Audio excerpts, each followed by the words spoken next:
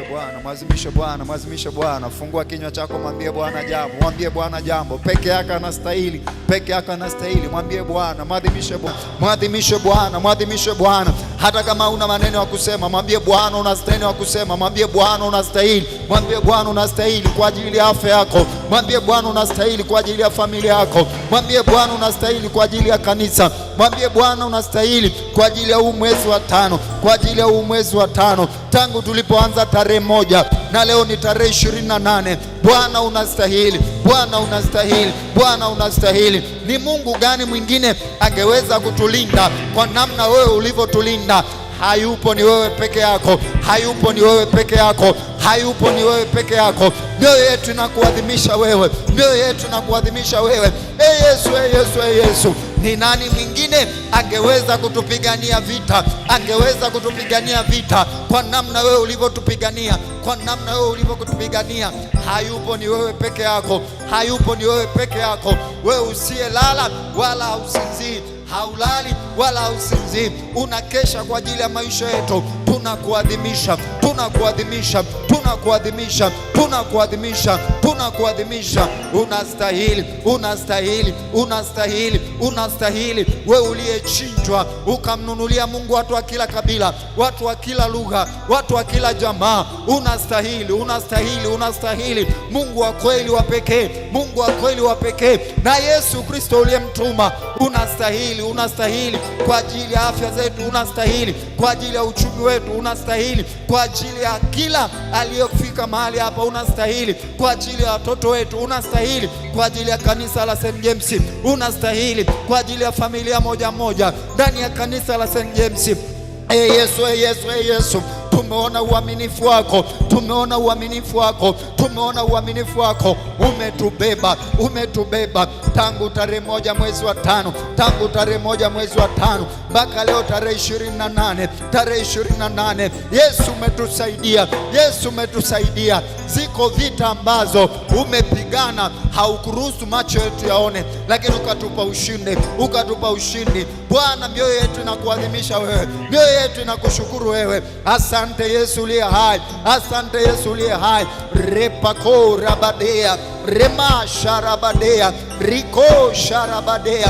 Unastahili Yesu, unastahili Yesu. Endelea kumwadhimisha Bwana, usinyamaze kimya, usinyamaze kimya. Unajua mahali Mungu amekupigania. Mwadhimishe Bwana, mwadhimishe Bwana. Tangu tarehe 1 leo ni tarehe 28. Neema yake imetubeba, neema yake imetubeba. Mkono wako wenye nguvu umekuwa pamoja nasi, umekuwa pamoja nasi. Mwambie Bwana asante, mwambie Bwana asante. Fungua kinywa chako, mwadhimishe Bwana, mwadhimishe Bwana. Mpe Bwana maneno ya shukurani, mpe Bwana maneno ya shukurani. Yeye halali hasinzii, halali hasinzii. Rekoshara mandea karepataya mandea. Mwadhimishe Bwana, mwadhimishe Bwana kwa ajili ya familia, kwa ajili ya familia. Mungu amekuwa mwaminifu. Watoto wetu wamepita mahali na mahali, lakini neema ya Bwana imewalinda, neema ya Bwana imewalinda, imewalinda, imewalinda, imewaepusha na kila hatari, imewaepusha na kila hatari. Bwana unastahili, Bwana unastahili. Mioyo yetu inakutukuza wewe, mioyo yetu inakutukuza wewe. Tunakuadhimisha Bwana, tunakuadhimisha Bwana kwa neema hii ambayo umetupa, kwa neema hii ambayo umetupa kwenye mwezi wa 5, kwenye mwezi wa 5 tangu tarehe 1 na leo ni tarehe 28. Yesu, mkono wako wenye nguvu umetubeba, umetubeba, umetubeba, umetubeba. Tunakutukuza, tunakuadhimisha, tunakutukuza, tunakuadhimisha. Jina lako ni jina kuu. Bwana, limetusaidia, limetusaidia. Tumeona neema yako, tumeona upendeleo wako hata mahali ambapo tulikata tamaa, hatukujua tungevukaje. Wewe Yesu ulifanya njia, ulifanya njia kwenye afya zetu, ulifanya njia kwenye uchumi wetu, ulifanya njia kwenye familia zetu. Yesu, tuseme nini zaidi ya kushukuru? Tuseme nini zaidi ya kukushukuru? Tunakushukuru Bwana, tunakushukuru Bwana, tunakushukuru Bwana. Asante kwa siku ya leo ya pili, kwa siku ya leo ya pili. Bwana, tumeona neema machoni pako, tumeona neema machoni pako, tumeona neema machoni pako. Yesu, Yesu, Yesu, tumeona neema machoni pako. Imani zetu tumeona zikiongezeka, tumeona zikiongezeka, tumeona zikiongezeka. Bwana, tulivyoanza si kama tulivyo. Tunakiri mbele zako kwamba mioyo yetu ina badiliko la ndani, ina badiliko la ndani. Imani zetu zimejengwa, kiwango chetu cha kukuamini kimeongezeka. Tunakutukuza Yesu. Asante Yesu, asante Mungu mwaminifu. Pigie Yesu makofi. Ongeza tena makofi kwa Bwana. Shangilie Bwana Yesu, shangilie tena Yesu. Bwana Yesu asifiwe. Haleluya. Ajenda yetu kubwa ni kuombea masikio, uwezo wa kusikia na kuamua kwa usahihi, uwezo wa kusikia na kuamua kwa usahihi. Na leo nitazungumza dondoo chache. Unatambuaje kwamba hii sauti ni ya Mungu? Bwana asifiwe. Tutasema mpaka dakika kadhaa hapo, alafu tutapata muda wa kuomba. Jina la Bwana lihimidiwe. Tenzi namba 158, aniongoza popote.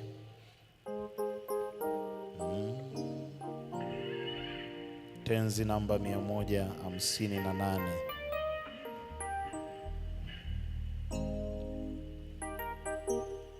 Aniongoza popote, nimwandame siku zote, mapenzi yake ni heri, yalitimizwa Kalvari.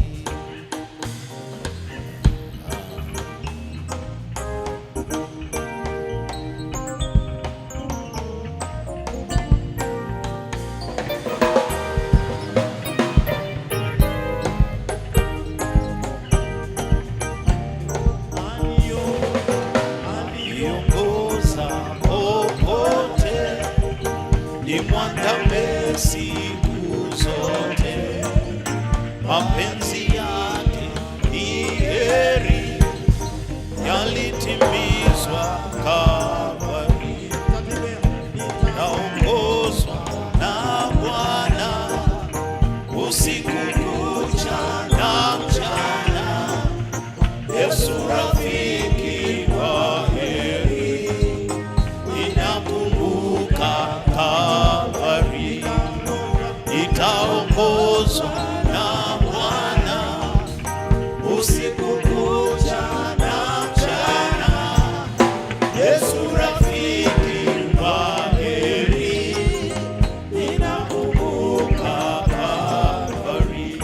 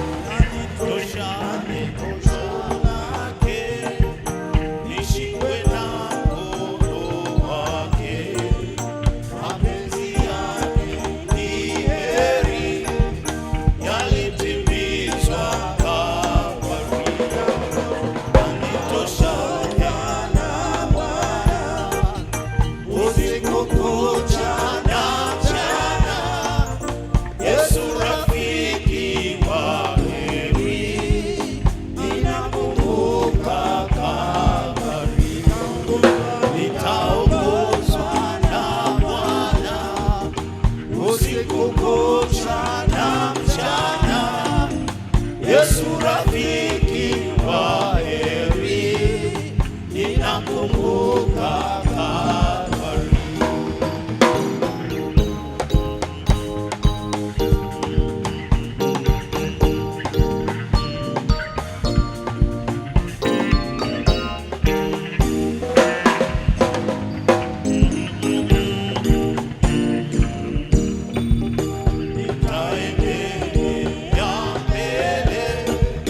Pamoja naye milele, neno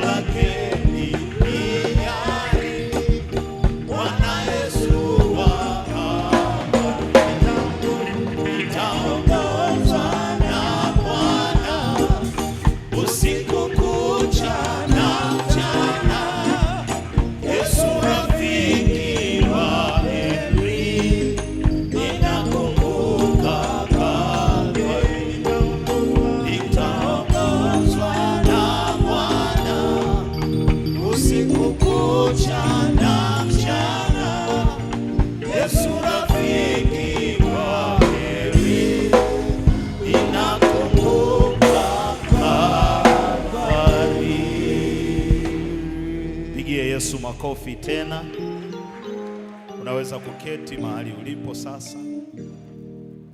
Bwana Yesu asifiwe. Haleluya. Tunamtukuza Mungu kwa neema yake kubwa. Asanteni sana. Nataka kusema nawe namna zitakazokusaidia kutambua sauti ya Mungu.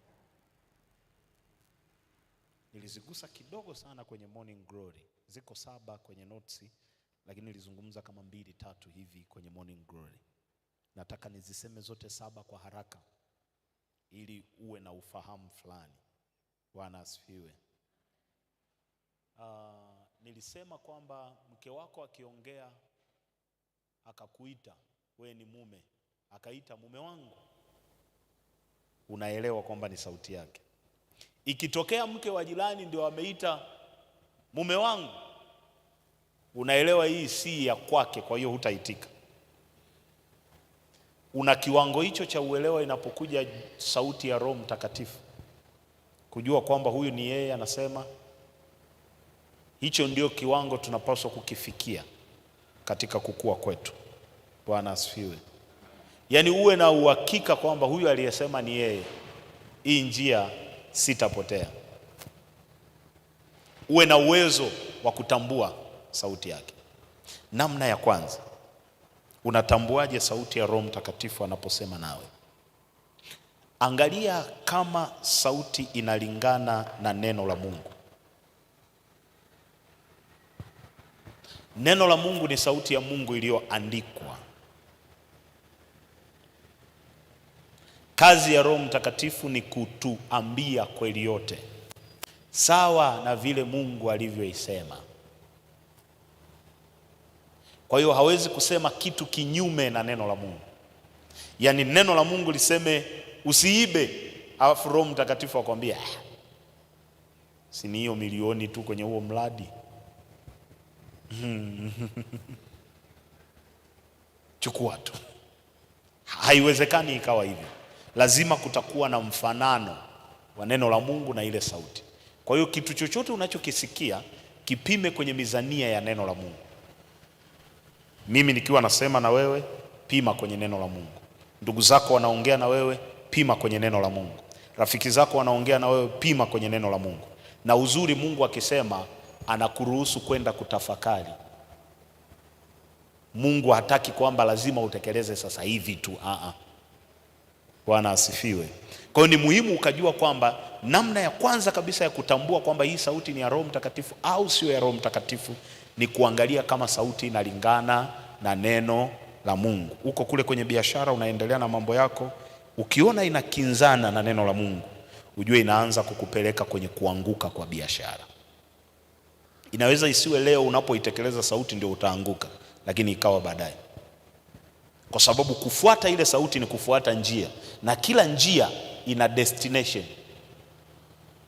Njia yoyote ukiifuata inatoka mahali fulani, inakufikisha mahali fulani. Kwa hiyo sasa lazima uhakiki kwamba hiki ninachokisikia hivi kwenye neno la Mungu kikoje. Hapa ndio unakuta ile vita kwamba Wakristo wasielewe neno, wasisome neno, ili ukisikia una mahali pa kurifaa. Kwa hiyo hata uongo wewe kwako utauona kama ni kweli. Bwana asifiwe. Angalia Mathayo 16:22-23. Mathayo 16:22-23. Mathayo 16:22-23. Biblia inasema hivi, Petro akamchukua, yani amemchukua Yesu, akaanza kumkemea akisema, hasha Bwana, hayo hayatakupata. Sauti inayoingia kwenye masikio ya Yesu inatoka kwenye kinywa cha Petro.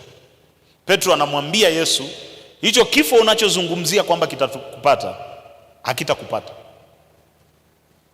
Sisi hatuwezi kuruhusu wewe ufe hicho kifo unachosema. Sasa nataka nikuonyeshe sauti inaweza kuwa ni sahihi kulingana na mateso unayoyapitia. Ulihitaji msaada wa aina hiyo, lakini kama haitoki kwa Mungu haitakuokoa. Bado utarudi kwenye anguko. Okay. Kama Yesu anapita kwenye kifo kigumu na anapata msaada wa mtu anaitwa Petro, hayuko tayari afe hicho kifo kigumu, si unashukuru Mungu? Si unasema asante, ameinuka mtu kama huyu? Kuna wakati watu wanaweza kuongea vitu vizuri lakini sio vya Mungu. Kuna wakati watu wanaweza kukusemesha mambo ambayo ukiyatazama kwa haraka ni mazuri kabisa. Angalia Yesu anavyoitikia hii sauti. Unaweza kusema mbona anamuonea Petro? Aya 23. Akageuka akamwambia Petro, nenda nyuma yangu Shetani. Mimi nataka kukusaidia. Anasema nenda nyuma yangu Shetani, ukikwazo kwangu. Kwa hiyo kuna sauti za watu zinaweza kuwa kikwazo, stumbling block, zikakuzuia usiende unakotakiwa kwenda. Nenda nyuma yangu Shetani, ukikwazo kwangu, maana huyawazi yaliyo ya Mungu bali ya mwanadamu. Hiki unachokiongea ni sauti ya mwanadamu, sio sauti ya Mungu. Sisi tuna kiwango gani cha kutambua? Kwa sababu mara nyingi huwa tumewaza kwamba tutakuwa tunaambiwa maneno mabaya magumu ndio tujue haya sio ya Mungu. Sasa hapa umeambiwa jambo ambalo ni msaada na bado halijatoka kwa Mungu. Sio kila mtu anayekuja kukusaidia ametumwa na Mungu. Bwana asifiwe.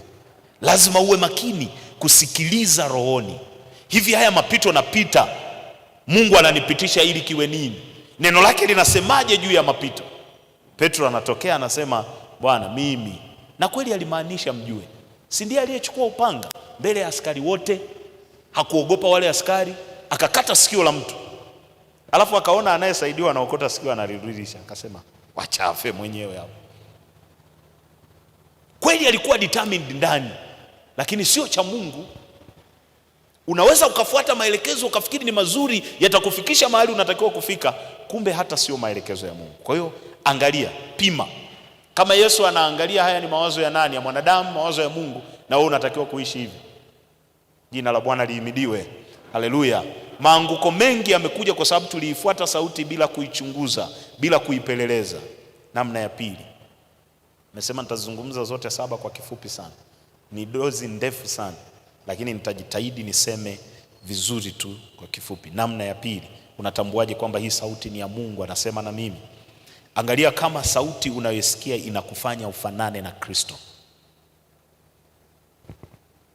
Angalia hiyo sauti, hivi inakufanya ufanane na Kristo? Isije ikawa unasikiliza sauti alafu inakupelekea kuanza kufanana na watu fulani. Ukiona mimi ninakusemesha na unasikia ndani yako kufanana na mimi, sio kufanana na Kristo, usifuate hiyo sauti. Bwana asifiwe. Haleluya. Ninachokiongea kinapaswa kukufanya usikie nahitaji kuwa kama Yesu. Bwana asifiwe. Huko duniani watu wote wanatuvuta tuwe kama wao. Akivaa staili fulani, unaona na jamii nayo imebadilika inavaa staili fulani. Kulikuwa na staili moja waliipenda sana vijana. Unavaa shati ya mikono mirefu alafu unaleta t-shirt juu. Wakaipa jina Jomakini style. Kuna mtu walimtazama wakaanza kumuimitate. Dunia nzima sasa hivi inaishi hivyo, inaiga na kufuata maisha ya watu. Chochote unachokisikia ndani yako ili uwe salama, kikufananishe na Kristo. Kwa nini kikufananishe na Kristo? Hana mwisho. Bwana asifiwe. Yeye ni mkamilifu. Kwa hiyo lazima utembee ukifanana naye. Sauti nyingi sasa hivi hata huku kwenye madhabahu zinawataka mvutwe kwetu. Yaani wewe uanze kujiona bila mchungaji Mapundi biashara haiendi, bila mchungaji Mapundi mimi ndoa yangu haitakaa sawa. Kwa hiyo umenifanya kama Mungu fulani hivi kwenye maisha yako. Una mtume wako na nabii wako umemweka kama ndio modo. Siku moja nilitamani ningempiga kofi baba mmoja, Mungu anisaidie. Tumetengeneza vipeperushi vya matangazo, vikaprintiwa, vikagawiwa kanisani. Kwa hiyo tukamaliza semina, tumeondoka. Siku moja naenda kutafuta kwa wakereketwa chuma, kipande cha chuma na kihitaji. nimeambiwa hiki utakipata huko. Nimefika hapo nikakuta kile kipeperushi chenye picha yangu kimewekwa kwenye kona ya ofisi yake. Akasema, unajua mchungaji, nimeweka ile picha pale ili ndani kuwe na baraka. I say, ndani huku kuliwaka. Na ndio maisha tunaishi, eti tunavutwa kwa watu zaidi kuliko kuvutwa kwa Mungu. Sauti inayokuvuta kwa mtu, kwa vitu, kuna anguko mbele. Sikiza sana ile sauti inayokuvuta umfuate Kristo. Okay, ngoja twende deep kidogo. Hivi kwa nini ukipata tatizo, simu yako ya kwanza inakuwa kwa mwinjilisti wako au mchungaji wako, kabla hata hujamconsult Mungu? Yaani hujapata hata muda wa kusema na Mungu wewe mwenyewe binafsi kwamba ngoja nipige magoti hapa au niiname hapa alafu nimwambie Mungu shida iliyonipata. Ila unawaza kwamba hii shida nikimwambia mchungaji Mapundi itaisha. Maana yake unavutwa kwangu zaidi kuliko kuvutwa kwa Mungu. Tangu nimejua hivyo, ukinipigia simu una shida, na kupa series ya hoja za kuombea, uombe mwenyewe mpaka uone matokeo wewe mwenyewe, uanze kusema okay, kumbe inawezekana. Kesho ukikutana na tatizo usianze kuniwaza mimi, cha kwanza umwaze Mungu wako, haweza kunisaidia. Ufikiri hivyo. Kuna mtu akipata shida, mawazo yake ni kwenye ministry fulani. Jumamosi nitaenda, Jumatano nitaenda, pale kwetu pana fellowship nitaenda. Kwa hiyo anakaa na ile shida, anasubiria siku. Kumbe angaliweza kusema na Bwana saa hiyo hiyo na mambo yangebadilika. Ni kweli tunasema tuna imani, lakini tuna imani iliyojishikiza na vitu fulani ndani ya kanisa. Nani anaongoza ibada Jumapili? Tena sasa hivi wameturahisishia na YouTube, unaangalia Canon Manda yupo, siendi. Unaangalia leo wamemwalika mchungaji Mapundi, nafika. Imani yako si katika Kristo.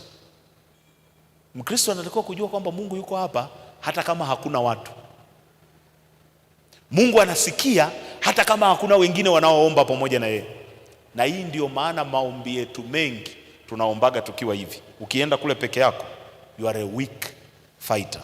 Huwezi kupigana mwenyewe. Ila hapa unaweza ingia mpaka chini ya benchi. Hapa unaweza kutoa machozi. Ngoja tukuache peke yako. Bwana asifiwe. Haleluya. Hakikisha hiyo sauti inakuvuta kwa Kristo. Angalia Yakobo 3:14-17. Ziko sifa za Kristo ambazo zinatakiwa kudhihirika. Ziko sifa za Kristo ambazo zinatakiwa kudhihirika kwenye kila sauti inayokuvuta. Yakobo 3:14-17, Biblia inasema hivi.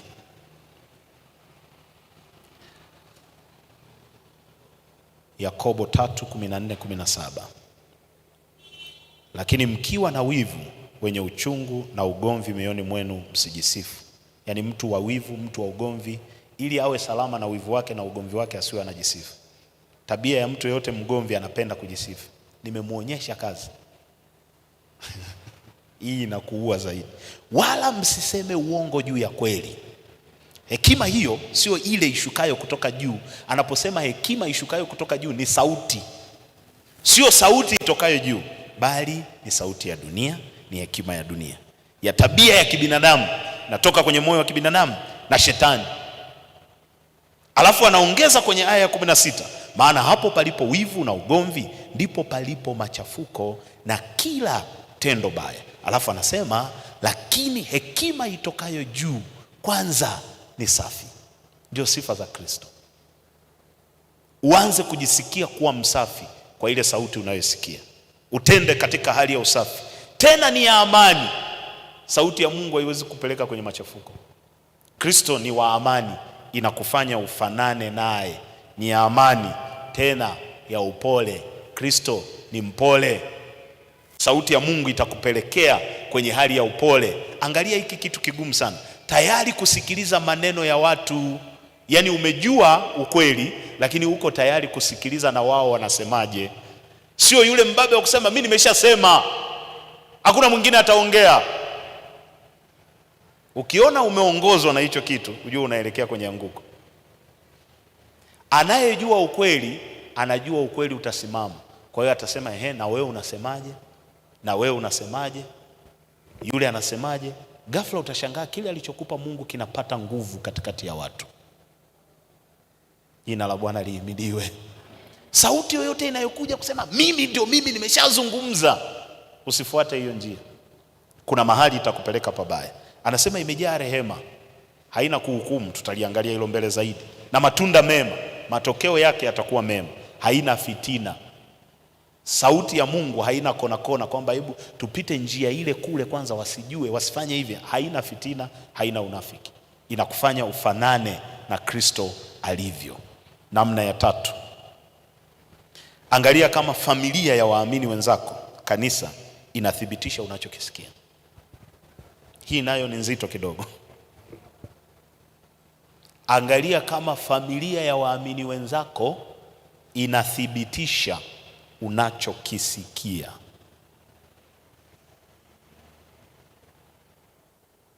Kazi kubwa ya kanisa ni kuthibitisha sauti ya Mungu kwenye moyo wako.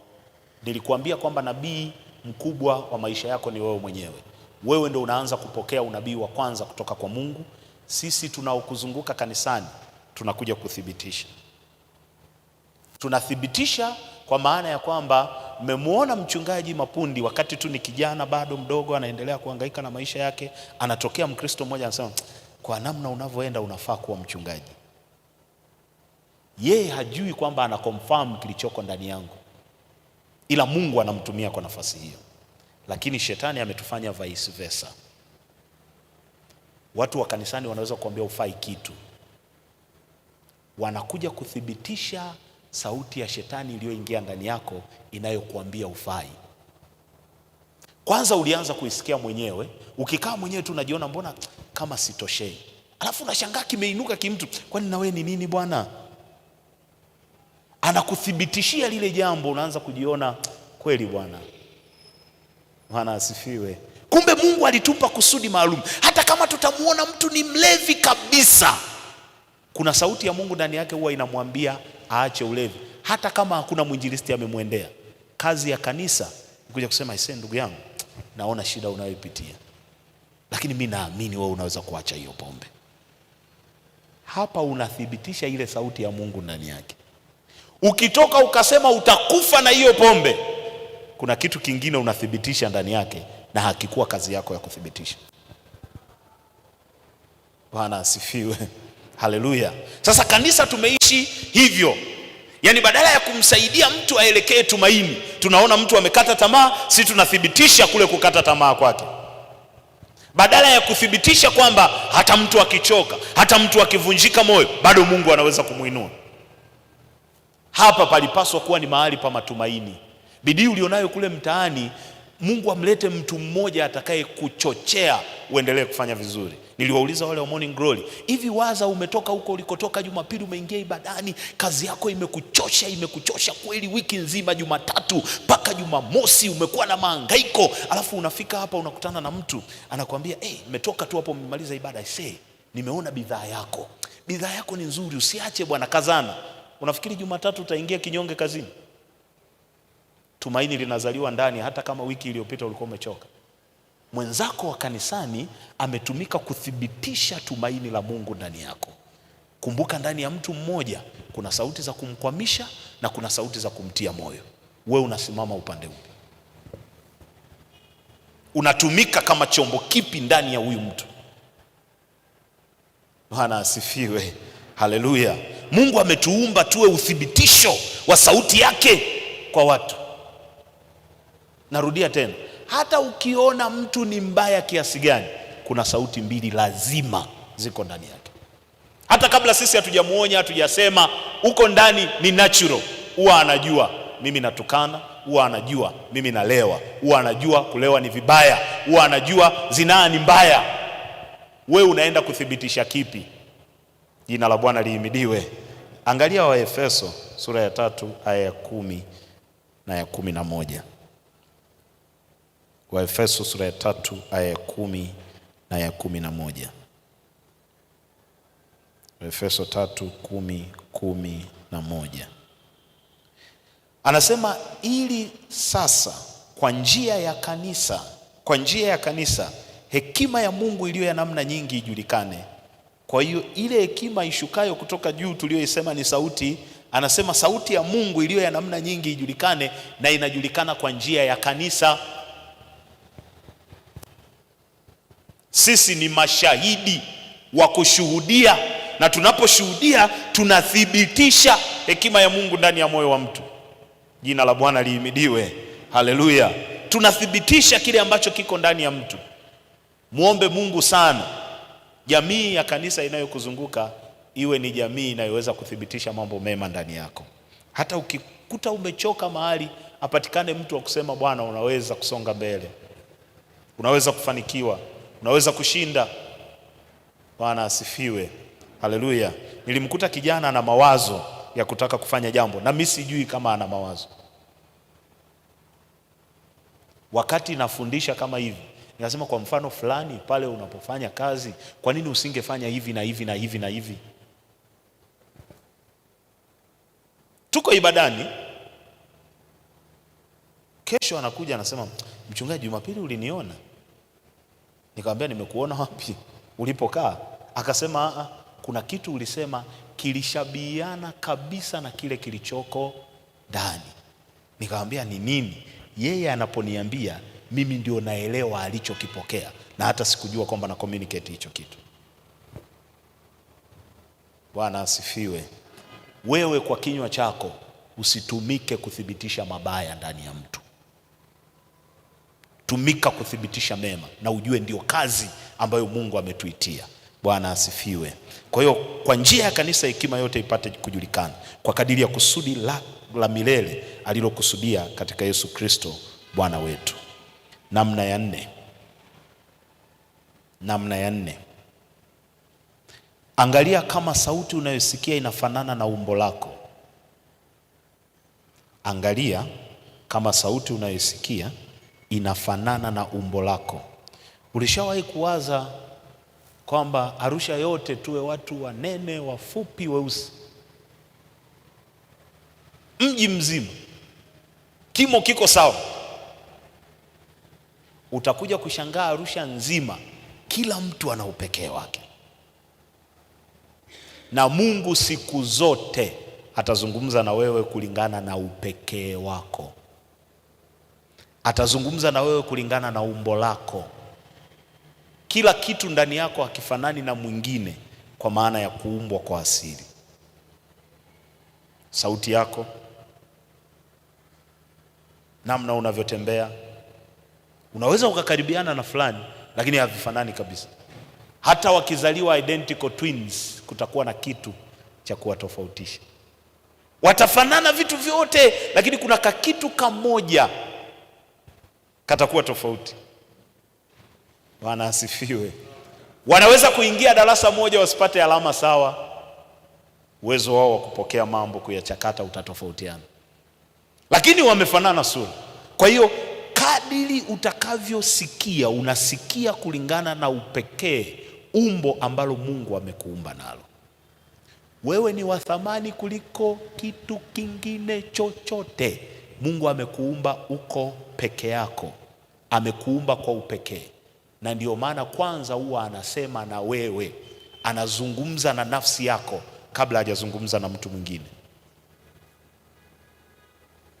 kwa sababu wewe ndio unakuwa chombo cha kubeba ile kazi nzima ambayo Mungu anaianzisha ndani yako. Sasa sisi wengine ndio tunakuja kama mashuhuda. I say, unaimba vizuri bwana, lakini kwa kweli ule uimbaji uko ndani yako, na kuna kiwango unaweza kutushangaza. Hata kama sisi tunakusifia unaimba vizuri, kuna saa unaweza ukaimba unasema hivi ndio yeye tuliyemzoea, kwa sababu hiki ni upekee wako. Bwana asifiwe. Usipoteze lile umbo wakati unasikiliza. Usipoteze ile sauti ya asili wakati unasikiliza. Wengi sana huwa tunaacha tulichokisikia kwa sababu tumesikia vingine. Unachokisikia baada ya ulichokisikia kinatakiwa kushibisha kile ulichokisikia. Bwana asifiwe. Haleluya. Wale wanaotufuatilia kwa njia ya mtandao, huduma zile tulizonazo online, wakati zinaanza mwezi wa 5 mwaka 2016 ndio mara ya kwanza nilimfuata mchungaji, nikajua kabisa kwake nitapata hekima, na kweli alinisaidia. Akaniuliza, okay, unataka kufanya hizi kwa interval ipi? Nikamwambia kila siku asubuhi. Ananiambia isee, uwezi, utaishiwa material. Uwezi kukaa unafundisha kila siku asubuhi, kila siku asubuhi. Nikamwambia nimekuelewa, ila ndani huku nasikia kila siku.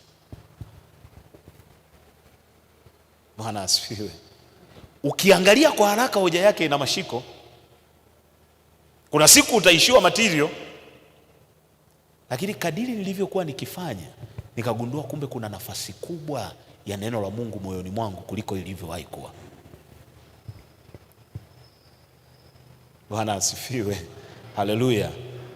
Mara ya mwisho, the longest hours nimefundisha ni Jumamosi ya kwanza ya mwezi huu wa 5. Tulikutana kanisani saa 4 kamili asubuhi St. Joseph Ngaramtoni, na tukatoka saa 12 kamili. Hakukuwa na mhudumu mwingine, nilikuwa peke yangu. Nilikuwa nikiongea hivi hivi, hakuna mtu alichoka, hakuna mtu alitoka. Waliposikia kuomba waliomba, yani mpaka tunatoka jioni kila mtu ameshiba kile tulichokuwa tunazungumza. Kwa hiyo unapokwenda kuwasikiliza watu kwa habari ya mambo ambayo Mungu amekuambia, sikiliza kwa makini. Usije ukaacha lile umbo la ndani ukafikiri kwamba halitawezekana. Bwana asifiwe. Hiyo biashara ulioanza, ukinifuata mimi, kuna vitu nitakwambia haviwezekani. Ndani yako unasikia nini? Yawezekana wewe ndio wakuja kuvunja hicho kiunzi ili sisi tuamini kwamba inawezekana. Alafu wewe unatusikiliza sisi ambao tayari tulishakwama kwenye hilo eneo. Jina la Bwana lihimidiwe. Mama mchungaji aliambiwa hivi, hata kama unaolewa na mchungaji, hizi ndoa zina matatizo. Hao wanaume ni wanaume tu. Akasema, nimewasikia ndugu zangu, ya kwangu nitapambana nayo, sitarudi nyumbani kwa sababu ya matatizo yangu, na Mungu atanisaidia. Kile kilichoko ndani hakikuwa corrupted na haya maneno, kwamba uanze kuamini, sasa nitakutana nayo, nitavunjika moyo, nitakata tamaa, nitalia. Bwana asifiwe. Wewe uko ndani juu ya hilo unaloliendea, unasikia nini? Hili ni umbo la kwanza la asili la kutunza kwa bidii. Hakaka upekee ndiko katakako kupeleka mbali sana kwenye hicho kitu unakielekea. Kakisha kauka wako kakayeyuka wako, basi mambo mengine mengi yatalipuka lipuka, yataonekana, yatainuka, lakini ndani ukisikia nitafanikiwa, nenda. Hata kama huku nje sauti zinapiga kelele ushindi, wewe endelea kutembea. Jina la Bwana lihimidiwe. Haleluya. Angalia Wafilipi 1:6. Wafilipi 1:6. Wafilipi 1:6. Nami niliamini hilo ndilo hili, ya kwamba yeye aliyeanza kazi njema mioyoni mwenu ataimaliza hata siku yake Kristo. Kazi njema ilianza moyoni. Walio nje wanathibitisha kilichoko moyoni. Ukikipoteza hicho, umepoteza kazi nzima. Utaanza kubeba vitu ambavyo hata hujui unaenda navyo wapi. Bwana asifiwe. Unaweza kusoma pia mwenyewe Yeremia 1:4-7. Tangu tumboni nalikuumba, tangu tumboni nalikujua. Naweza kusoma mwenyewe Yeremia 1:4-7. Namna ya 5. Angalia kama sauti unayosikia inabeba lawama au toba au msamaha. Sauti unayosikia inakupelekea kujilaumu au inakupelekea kutubu au inakupelekea kusamehe. Ukisikia sauti inakupelekea kujilaumu, mimi sifai kabisa, mimi si kitu kabisa, afadhali nife, hii sauti sio ya Mungu. Mungu atakuonya, Mungu atakukemea, lakini anapokukemea anataka ufike kwenye toba. Bwana asifiwe. Haleluya. Mungu anakuonya, anakukemea, atakuelekeza, atakurudi, lakini lengo lake ni ufike kwenye toba. Kwa hiyo atazungumza kwa namna ambayo hausikii kusema heri nife. Bwana asifiwe. Haleluya. Ufunuo 3:19. Ufunuo 3:19. Ufunuo 3:19. Wote wanipendao mimi na wakemea na kuwarudi, basi uwe na bidii ukatubu. Kwa hiyo kurudi na kukemea kwa Mungu ni kutuleta katika toba. Kurudi na kukemea kwa Mungu ni kutuleta katika toba na msamaha. Bwana asifiwe. Namna ya 6. Angalia kama hiyo sauti inazalisha woga au inazalisha nguvu ndani yako. Mungu hawezi kukusemesha uogope. Mungu anakusemesha upate nguvu, uwe na upendo, uwe na kiasi. Tulisema ile aya ya jana ya Timotheo wa kwanza 1:7, maana Mungu hakutupa roho ya woga, bali ya nguvu na ya upendo na ya moyo wa kiasi. Kwa hiyo akisema ndani yako, kunatakiwa kuwe na nguvu ya kuinuka tena na sio kuogopa. Sauti yoyote inayozalisha woga, na hichi ndicho kitu kinawatesa watu, lazima uiweke pale pembeni. Usianze kuifuata, itenge, iweke mbali. Hizo faili zilizokuja za sauti unazikusanya, unaziweka pale. Unazikusanya, unaziweka pale. Unafuata ile ambayo inakutia nguvu ndani kwamba naweza kuelekea hili jambo. Jina la Bwana lihimidiwe. Namna ya mwisho, namna ya 7. Angalia kama sauti inakusukuma kwenye utekelezaji wa haraka. Matapeli wote hawakupi break. Matapeli wote maneno yao yanaungana ili usipate nafasi ya kuwaza, kufikiri. Okay, ingiza hiyo namba basi. Umeshaingiza, yani hakupi break hapo katikati. Walitokeaga wainjilisti fulani, wale jamaa wangekuwa kanisani watu wangeokoka. Walikuwa wanaitwa Forever Living. Sijui ile kampuni kama bado ipo. Aisee anakuelezea dawa ya mswaki kwenye basi kama cheleani. Umeshanunua. Unafika nyumbani, kumbe ile dawa ulishanunuaga siku nyingi, hata nyumbani ipo. Ila wakati unaelezewa unaiona hii dawa isee itakuwa inatibu meno kabisa. Maana unasema mbona ipo hii, ndio hii. Hakukupa breki, anakusukuma kwenda kwa haraka. Mungu hayuko hivyo. Mungu hawezi kukwambia saa hii fanya. Bwana asifiwe. Haleluya. Alisema na Ibrahim usiku, akamwambia katekeleze asubuhi. Ibrahim anaamka asubuhi, ameshachekecha, ameshawaza, ameshahakiki, kuni nitapata wapi, hiki kitakuwaje.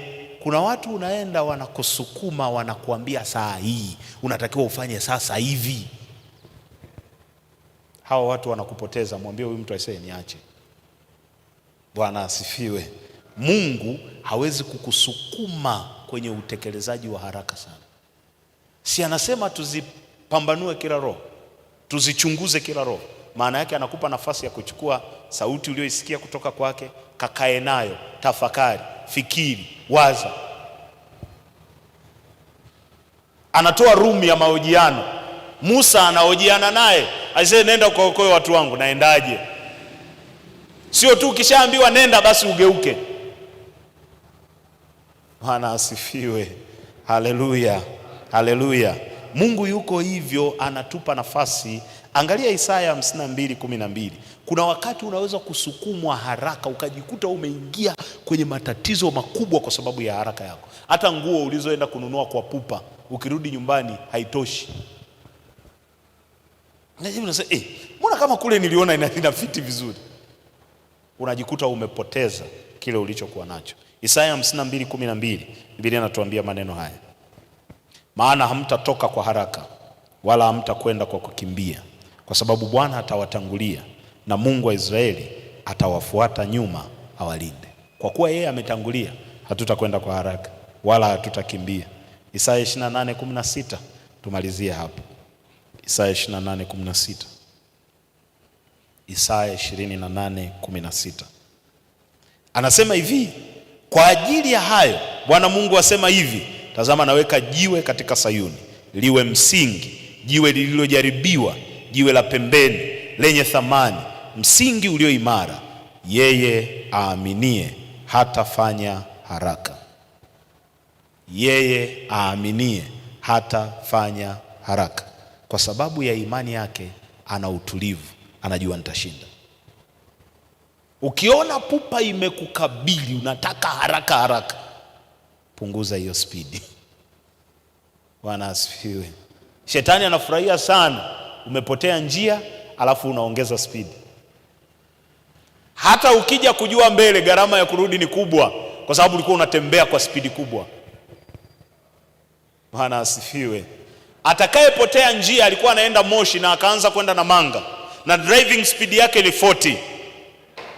Alafu amepotea mwingine driving speed yake ni 100, anatembea speed 100. Huyu wa speed 100 atafika mbali sana. Akija kugundua atakuwa tayari donyo sambu. Huyu wa 40 anaweza akagundulia Ngaramtoni hapo. Wengi tunaishi kwa spidi sana, tuna haraka mno. Sauti zote zidanganyazo huwa zinawakimbiza watu haraka. Kaangalie mioyo ya vijana wengi, ile misuli ya kusubiri haipo. Tunataka tu pa. Na ndio maana failures zinakuwa nyingi. Vitu vidogo sana ukienda kufanya evaluation kwenye maisha ya kijana, failure zake ni kwa sababu alifanya kwa haraka. Kidogo tu angesubiri, angeweza kuvuka. Na hii imenifanya niwe mchungaji ambaye kijana yoyote akiniletea request namwambia subiri. Mchungaji, nataka kuongea na bosi wangu aniazime kiasi fulani cha hela. Jambo ni la lini? Nataka kulifanya hivi, nataka okay, sawa. Subiri. Si umeniletea? Ngoja tutulie kwanza. Muite wiki ijayo. Ameshahama 100% kwenye mawazo aliyokuwa nayo. Maana yake angelitekeleza kwa haraka vile, anaenda kuanguka. Hakikutoka kwenye moyo wa dhati, kilitoka kwenye tamaa ya haraka. Bwana asifiwe. Nafikiri mmenielewa vizuri hapo. Mungu akitupa neema kesho, nitazungumza namna ambazo Mungu anatumia kusema na wewe. Utakuja kujishangaa umempuuza sana Mungu. Utakuja kujishangaa kuna vitu vingi Mungu amekusemesha na wewe umevipuuza, haukujua kwamba ni yeye anasema. Tunafikiria manjia ya ajabu, sijui labda atakuwa analijitu gani huko. Kumbe ni common ways za maisha kabisa, ambazo Mungu anakualert, anakupa taarifa. Hiki ni kibaya, hiki sio kizuri, hapo kaza mwendo, hapa fanya hivi, hapo vuka hivi, hapo vuka hivi. Yaani unaweza ukajiona wewe hujaokoka, Mungu hajawahi kusema na wewe. Lakini ukijifunza hizi njia utashangaa, mbona ninavisikia kila wakati ndani na ninaviacha. Jina la Bwana lihimidiwe. Simama kwa miguu yako. Tutakwenda kwa dakika kama 10 hivi tupate nafasi ya kuomba. Tupate nafasi ya kuomba na Mungu akusaidie ndani yako kuzaliwe mambo yaliyo mema, kuzaliwe vitu vilivyo vizuri. Tutaanzia pale tulipoishia. Uambie moyo wako usiwe na haraka. Uambie moyo wako usiwe na haraka. Chochote unachokisikia kisikusukume kukimbia kwa haraka sana, kiwango cha kuharibu mambo, kiwango cha kupoteza ile nguvu ya Mungu ndani yako, kiwango cha kupoteza zile baraka ambazo Bwana anaziachia kwako. Uambie moyo wako uwe na utulivu wa kutosha. Moyo wako uwe na utulivu wa kutosha. Omba ukiombea moyo wako, ombea watoto wako, ombea mume wako, ombea mke wako, neema hii ya Mungu ikapate kudhihirika kwake. Karibu mtuongoze kumwabudu Bwana.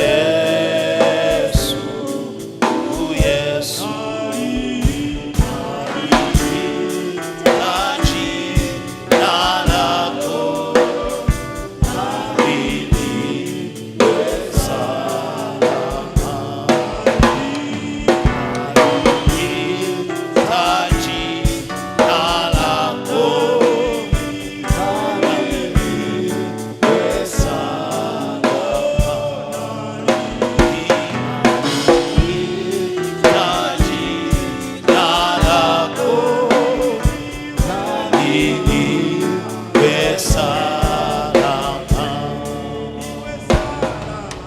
salama, salama.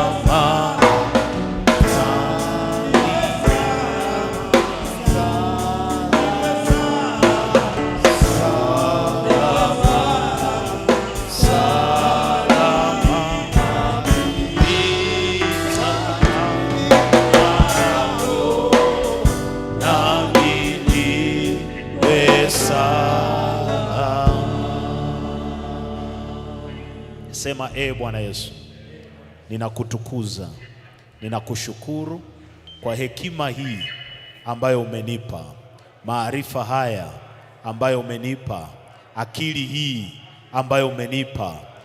Bwana, ninaomba unisaidie, ninaomba unishike, moyo wangu uwe na utulivu mahali popote sauti zozote zinaponivuta kutekeleza mambo kwa haraka, kutekeleza mambo kwa haraka. Bwana Yesu, unisaidie, unisaidie. Moyo wangu huu ujue kutulia, ujue kutulia, ujue kutulia kwa jina la Yesu, kwa damu ya Yesu. Roho yoyote inayoambatana na hizo sauti inaleta pupa, inaleta haraka ndani yangu, ili niangamie, ili nipotee, ili niharibike. Bwana Yesu, uniumbie roho iliyotulia ndani yangu, uniumbie nafsi yenye utulivu ndani yangu, kwa jina la Yesu, kwa damu ya Yesu, kwa damu ya Yesu. Endelea kuomba hiyo neema, endelea kuomba hiyo neema. Bwana mwema, ninakuadhimisha. Bwana mwema, ninakutukuza. Bwana mwema, ninakushukuru. Ninaomba neema yako juu ya watu wako, ninaomba neema yako juu ya watakatifu wako hawa. Bwana Yesu, ziko sauti zinasema nao, zinawakimbiza kutaka kufanya mambo kwa haraka, zinawakimbiza kutaka kufanya mambo kwa pupa. Ninaomba neema yako Bwana, ninaomba fadhili zako Bwana Yesu, ninaomba nguvu zako Bwana Yesu. Wafunike kwa neema yako, wafunike kwa neema yako, wafunike kwa nguvu yako Bwana. Wasaidie kila mmoja, wasaidie kila mmoja. Wape neema yako, wape neema yako. Kukawe na utulivu wa kutosha ndani yao, kukawe na utulivu wa kutosha ndani yao. Utulivu utakaowapa kuangalia kwa undani, utulivu utakaowapa kusikiliza vizuri, utulivu utakaowapa kupambanua, utulivu utakaowapa kuelewa, utulivu utakaowapa kufikiri, kwa jina la Yesu, kwa damu ya Yesu, kwa damu ya Yesu, kwa damu ya Yesu. Bwana uwape neema, Bwana uwape neema, Bwana uwape neema, Bwana uwape neema. Hiyo nguvu yako iwe juu yao, hiyo nguvu yako iwe juu yao. Uwe uweza wako Bwana, uwe uweza wako Bwana, hiyo mamlaka yako, katika jina la Yesu, katika jina la Yesu. Mahali popote pale wanapovutwa kuinuka kwa haraka, mahali popote pale wanapovutwa kulipa kwa haraka, mahali popote pale wanapovutwa kutoa kwa haraka, mahali popote pale wanapovutwa wajibu kwa haraka, Bwana wape utulivu ndani yao, wape utulivu ndani yao, wape utulivu ndani yao. Waongoze kwa neema yako, waongoze kwa neema yako, waongoze kwa neema yako, waongoze kwa neema yako. Kukawe na kiwango cha kutosha cha utulivu kitakachowaleta kwenye neema yako, kitakachowaleta kwenye neema yako, kitakachowaleta kwenye neema yako, katika jina la Yesu, katika jina la Yesu, katika jina la Yesu, katika jina la Yesu, kwa damu ya Yesu, kwa damu ya Yesu, kwa damu ya Yesu, kwa damu ya Yesu. Wape neema yako Bwana, wape neema yako Bwana,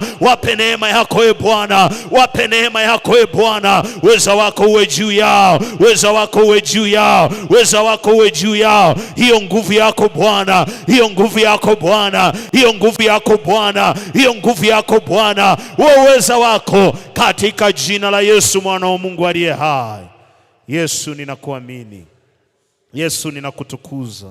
Asante kwa neema yako. Tutakwenda kuomba kwa ajili ya kanisa. Omba kwamba kanisa likawa uthibitisho wa mambo mema kwenye mioyo ya watu. Asiingie mtu St. James alafu akaumizwa na mtu wa kanisani. Asiingie mtu St. James alafu akateswa na mtu wa kanisani. Kanisa likawa uthibitisho wa mambo mema. Tukathibitishiane habari ya bidii yetu kwenye biashara, tukathibitishiane habari ya bidii yetu kazini, tukathibitishiane habari ya bidii yetu bandani, shambani, tukathibitishiane habari ya bidii katika mambo yote ambayo tunaendelea kuyafanya. Tukachochee na kuamsha hali njema ndani ya watu. Kila mtu akaseme kwa kinywa chake mambo yaliyo mema juu ya mwenzake. Mambo yaliyo mema juu ya mwenzake. Mbegu njema ikapandwe kwa vinywa vyetu kama kanisa. Mambo mazuri yakazaliwe. Mtuongoze kumwabudu Bwana. Mtuongoze kumwabudu Bwana. Yesu tusaidie. Yesu tusaidie. Yesu tushike. Tukatumike kama chombo chako. Tukatumike kama neema yako. Bwana uliyewaita. Yesu, Yesu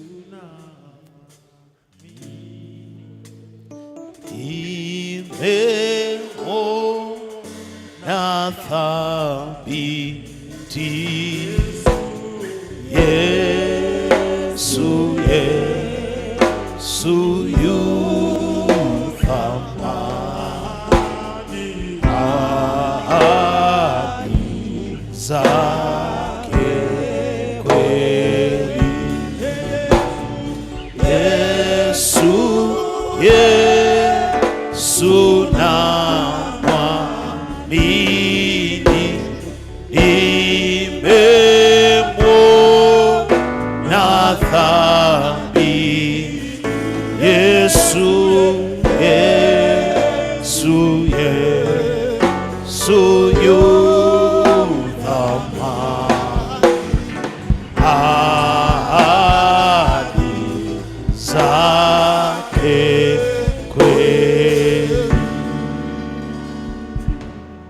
Bwana uliyewaita watakatifu wako. Bwana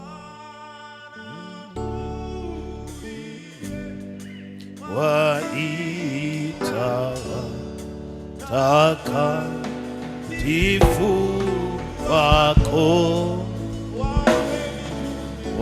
wawe mitume wachunga, lishe kundi lako, wanyonge na wenye hofu wakawa mashujaa, na wapole kunena wasiwe kunyama,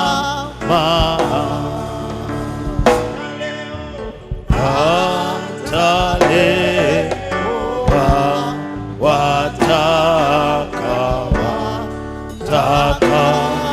watakatifu wako,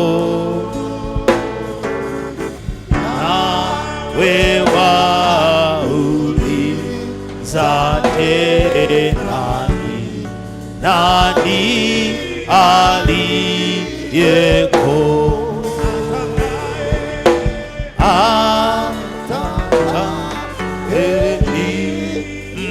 mtume afundishe vijana, tayari Bwana wangu, mtume mimi Bwana, mtume na mimi Bwana, kama ulivyotuma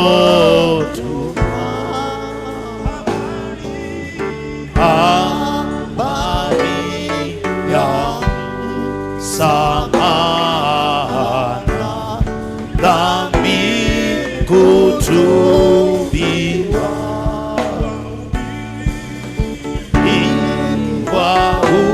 wahubiri wako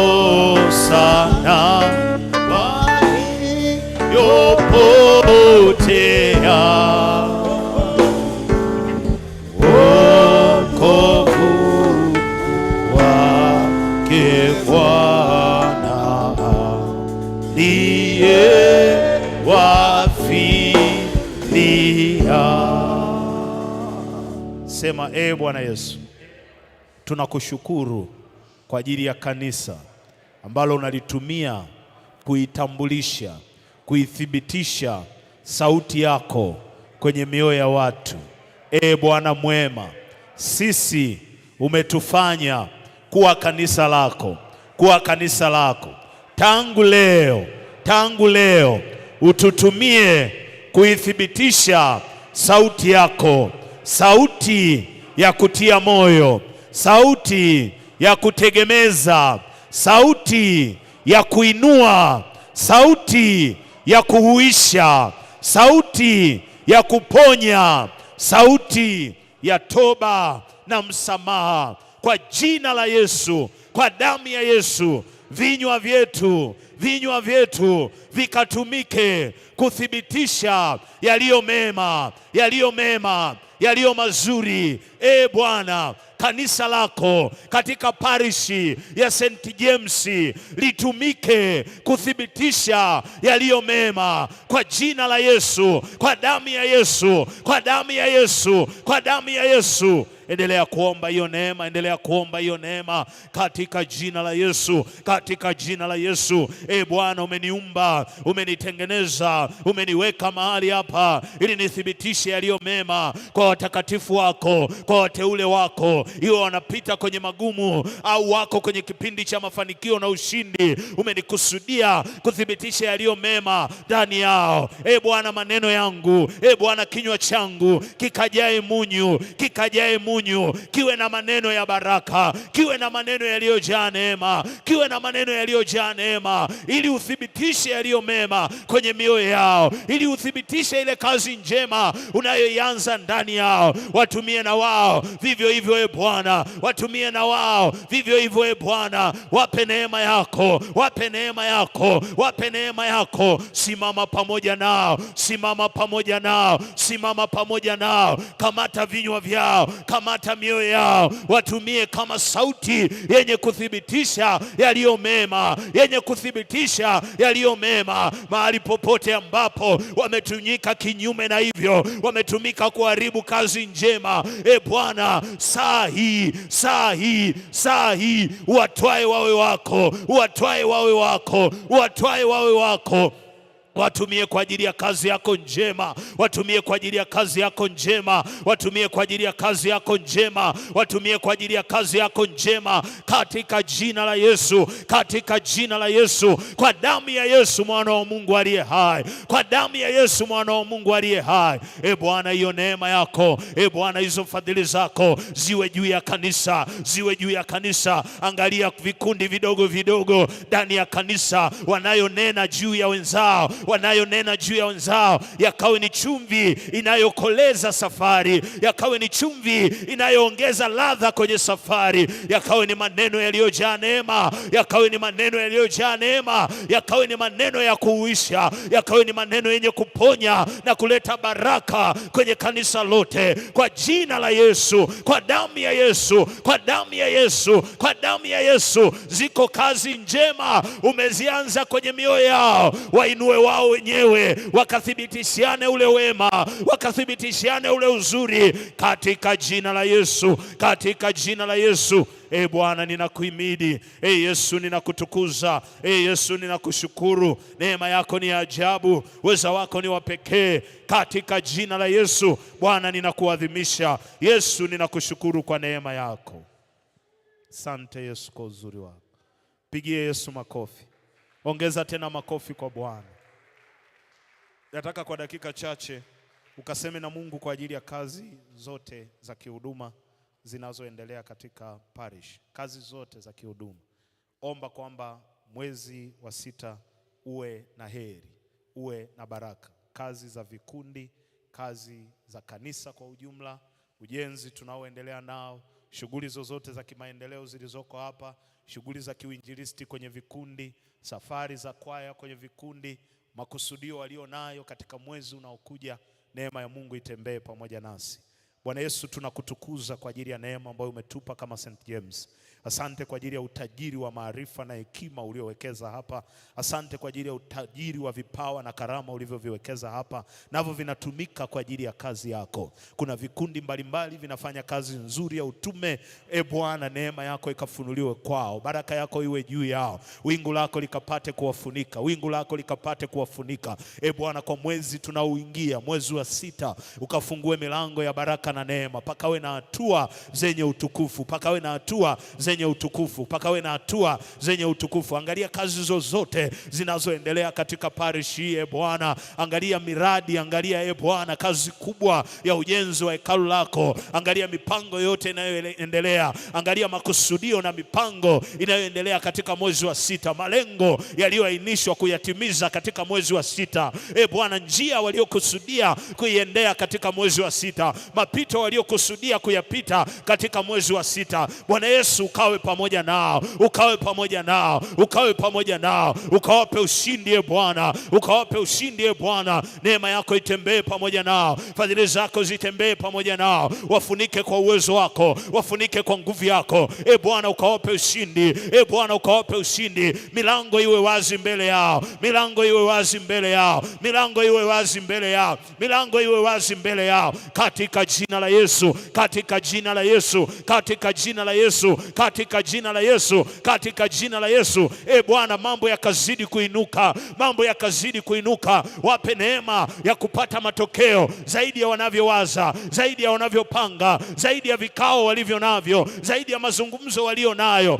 Bwana, ukawape neema, ukawape neema, ukawape neema, wakashinde wakafanikiwe, wakashinde wakafanikiwe. Neema yako juu yao, neema yako juu yao, neema yako juu yao, weza wako juu yao, hiyo nguvu yako Bwana, katika jina la Yesu mwana wa Mungu aliye hai.